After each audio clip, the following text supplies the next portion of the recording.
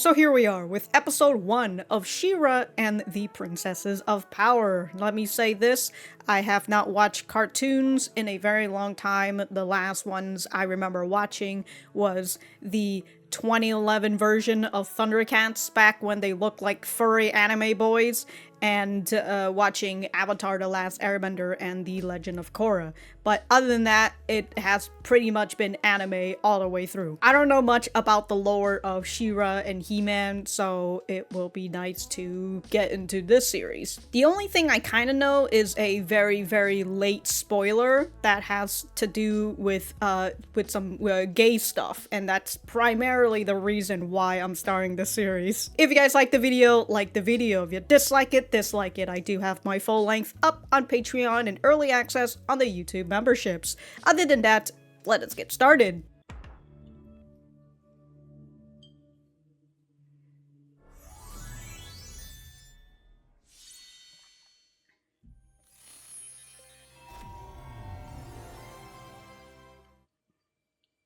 How many fucking title sequence are we going to see?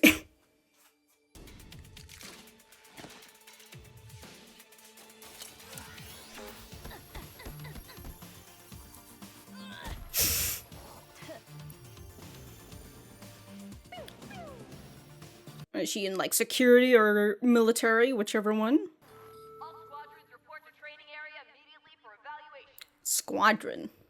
Your mission is to defeat the Queen of the Princesses and liberate. Queen of the Princesses. Woods is full of princesses, vicious, violent instigators. Princesses. Violent instigators. This way. No, there she is. Seriously, Kyle? Bravo. Uh-oh. She's landing on the red and everything. She just kill steal her. Did you really show up late and let us kill all the hard parts? That is low, even for you. You should have seen your face. You were like, no, betrayal. She's got a blue and yellow We're senior cadets now. eyes. I can't believe you're still pulling such childish, immature. Is that a mouse? What?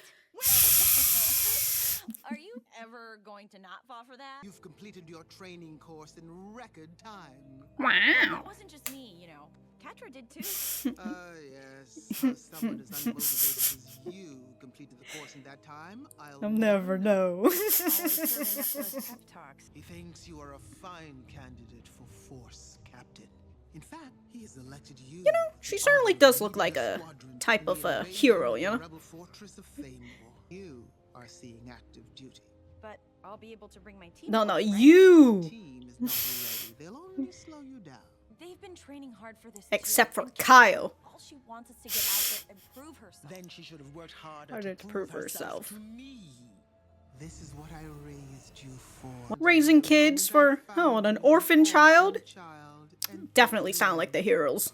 is this not what you've wanted since you were old enough to want? Anything?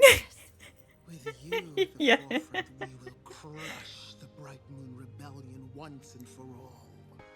Damn, she got sparkles in her hair and everything. I'm told you disobeyed orders and led the rebellion into a dangerous combat situation after you were ordered to retreat. Ooh. was trying to protect a village from falling into the Horde's grasp. That's enough. You're grounded. Oh, mom. We are not having this discussion tonight. You are embarrassing me and Just having a family quarrel out here. Go to your room. Yeah, you're grounded, Missy. The cape, dude. Just a mother worrying about her daughter. What'd she say? Hey, what's this? We're gonna see the world and conquer it. Adora, I need to blow something up. Shadow Weaver says you're not coming. Uh-oh. What? It sure must be easy being Damn. a people pleaser like Oh, you. shit. I am not a Catra, wait! Come on, Catra. This is what I've been working for my the tail. entire life. Whatever. It's not like I even care. I wonder what's even outside the fright zone anyway. Why don't we go find out? Ooh. I take it all back.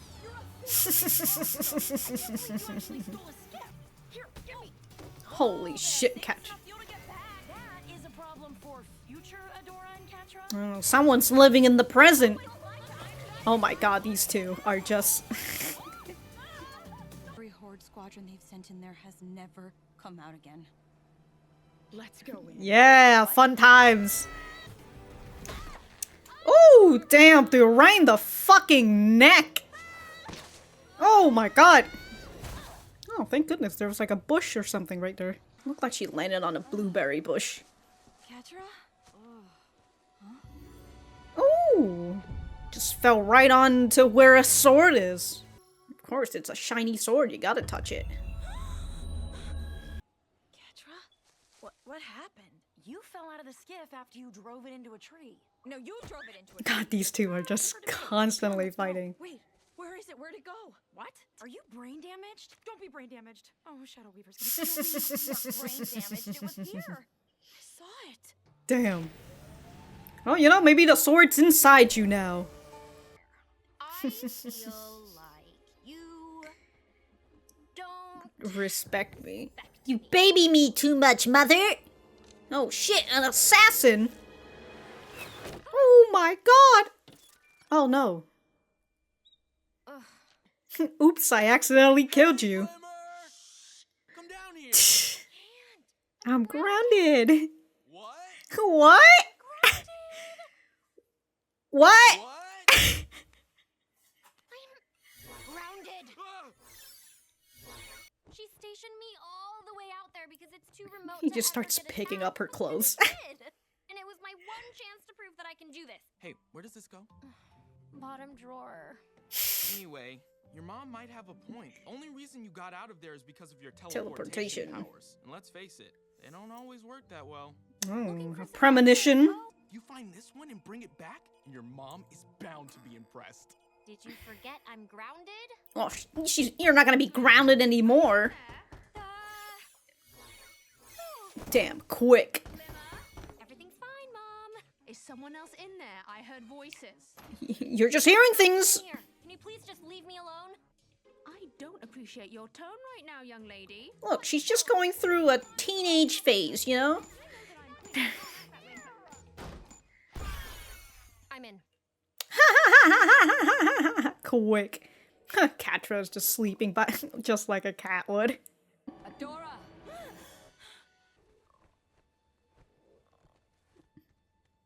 No. Where are you going? Back to the woods. Oh. I think I need to figure out. Are you sure you're not brain damaged? Catra, no, I saw something out there. I just need to get another look. It feels important. Keeps calling out to me. Sounds good. Let's go. No, I don't want you getting in trouble on my behalf. Just cover for me, okay? I'll be back before anyone knows I'm gone.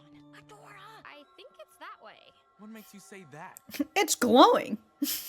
Oh, yeah, that'll do it. Where's his bow anyways? Wow! It's this way.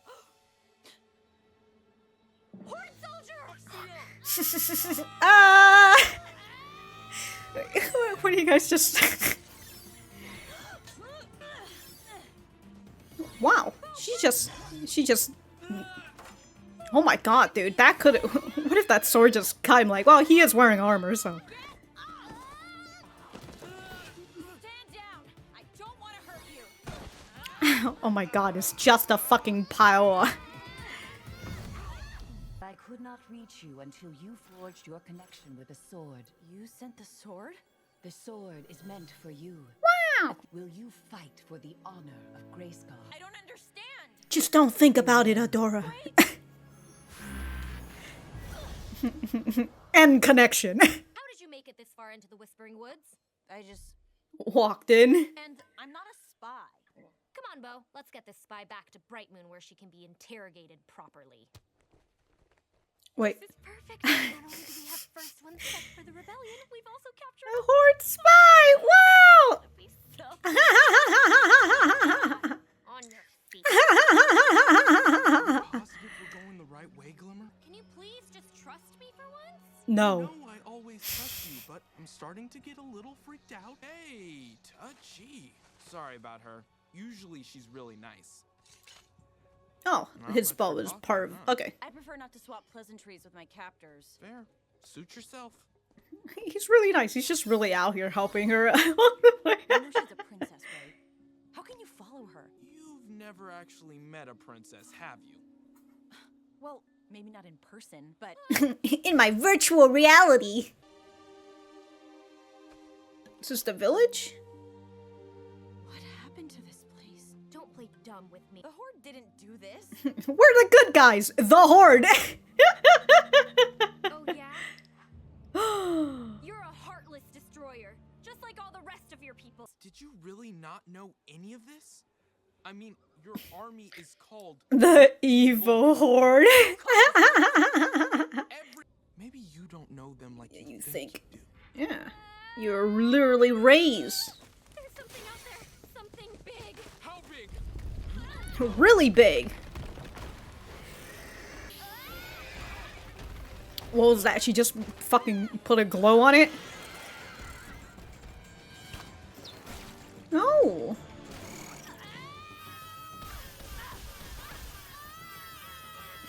Wildly swinging.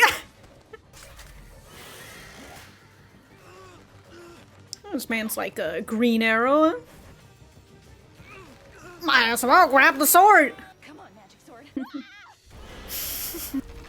Have you tried turning it on and off again?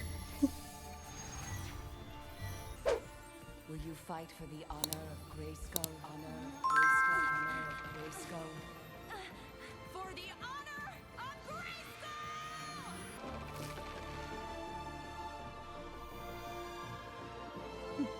Damn, that bug was like, I'm not messing with her.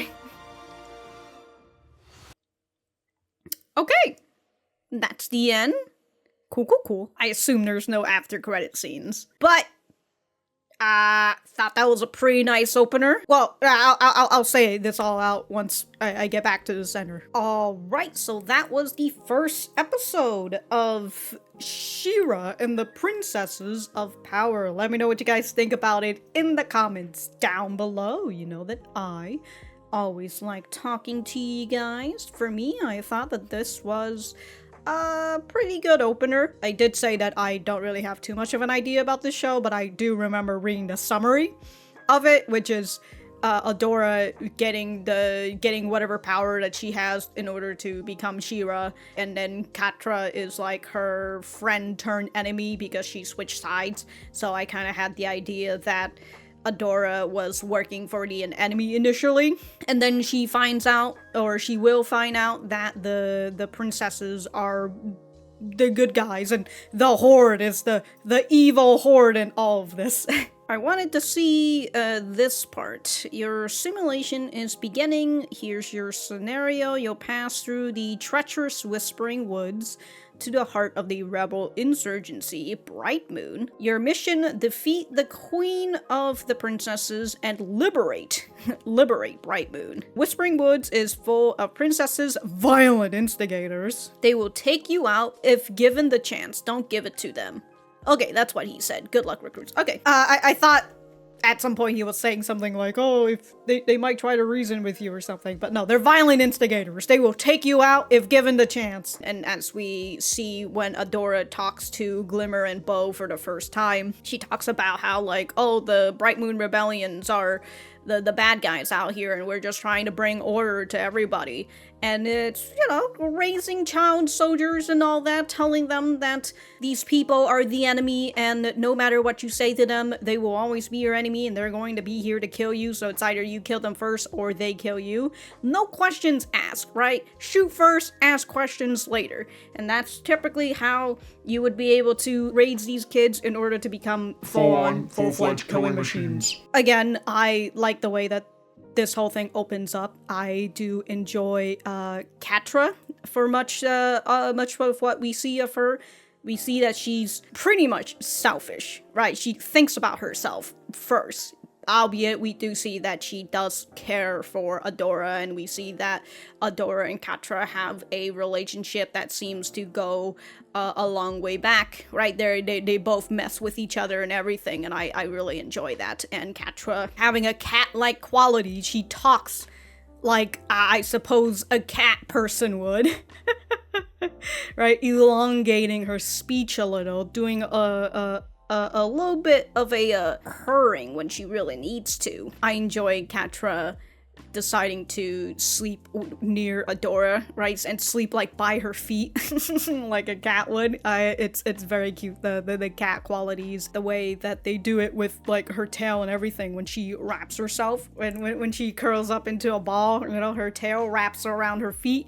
Very nice. The tail movements, I love it. And during the scene of them riding on this thing that looks like it came out of Star Wars, we see that Catra, you know, again, she's selfish, but again, she still cares about Adora, although it kind of feels like her selfishness wins over a little bit more. She's very impulsive. They're riding on this thing, and immediately she's just like, get out of the way, Adora! I'm driving this now! From what she talked about before they went onto this flying car vehicle thing, it's not that she wants to become a force captain, she just wants to get out of this area because she's dying of boredom, right? She needs a little extra stimulus. After all, she's a cat. We have a couple scenes between Adora and Catra and how they're very close to one another. You know, she's just out here, just right on top of Adora, trying to see if she's doing all right or not. Yeah, after you drove it into a tree, Catra says, right? Adora gets upset, pushes her. You're the one who drove it. Up for debate, let's go. And then as Adora talks about the sword that she found, Catra gets up. She's like, are you brain damaged? Looks right up to her. And it's in that sense, it's a bit of a caringness, but it's that selfishness again, right? But if you are brain damaged, Shadow Weaver will kill me. So I think that even in this first episode, they kind of put in that balance for Catra, again, between her selfishness and the way that she cares for Adora. Pounce like a cat. All right, and then immediately right on top of Adora. Well, we got to see the place that I currently am not super sure what it's called. I haven't really written the name. I've written the name of like the Bright Moon Rebellion, the Whispering Wood where they went. Etheria, I assume, is the planet in general. The first ones are the ancient people. Light Hope is one of the ancient people, I would assume. And then Grayskull is, I don't know. For the honor of Grayskull, I don't know. All I'm thinking about is like that big heavenly-like place for in Skyrim, you know, for the why can I not remember? Okay, I didn't need to look it up because it just came to my mind. I think it's Sovereign Guard. So when they were saying Grayskull, that was the one thing I was thinking of. I'm just like, Sovereign Guard? Somewhere around there, maybe not. But again, I'm not really sure the place that Catra and Adora are at, whatever that place is called. All I know is that there's a person called Shadow Weaver and Lord Hordak for the Horde and all that. But we're here in this place. I think they're called Bright Moon. And we are introduced to Angella and Commander Glimmer. And we immediately see why Angella is upset at Glimmer, right? Immediately, we get to see that Glimmer and Angella are mother and daughter. Angella's the mother. Angella's just over here like, you're embarrassing me in front of my men. But we know that Angella is strict on Glimmer because Glimmer wanted to rush into the battle with the Hordes instead of retreating, because Glimmer actually wants to do some good, because as she says, how are we ever going to defeat the Horde if we just keep on retreating? Why aren't we fighting back? Maybe this could just be left to other people who isn't Glimmer, you know?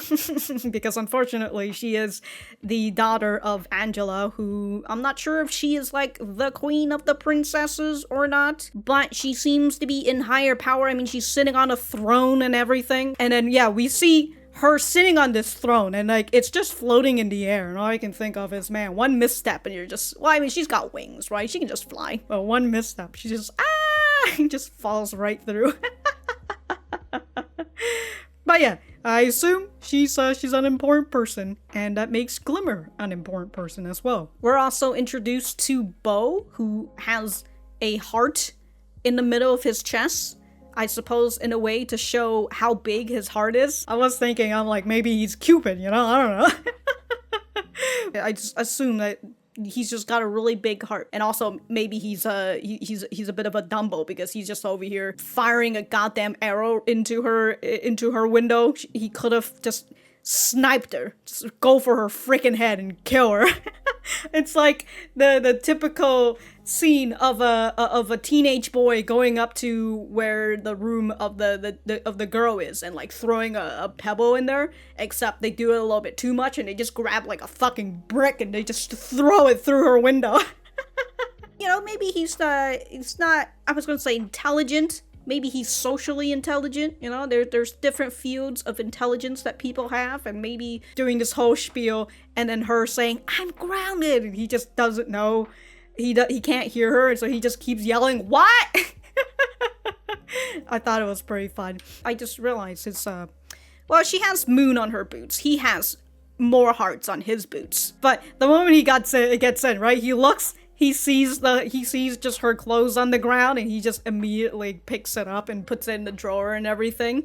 He's a very nice guy. Immediately just get, I like that they kind of just showcase that without really him saying it or anybody mentioning it. Also, I'm looking at her, I don't know, she's got targets and stuff and like the evil bad hordes and everything, and there's like scratch marks or whatever. I don't know.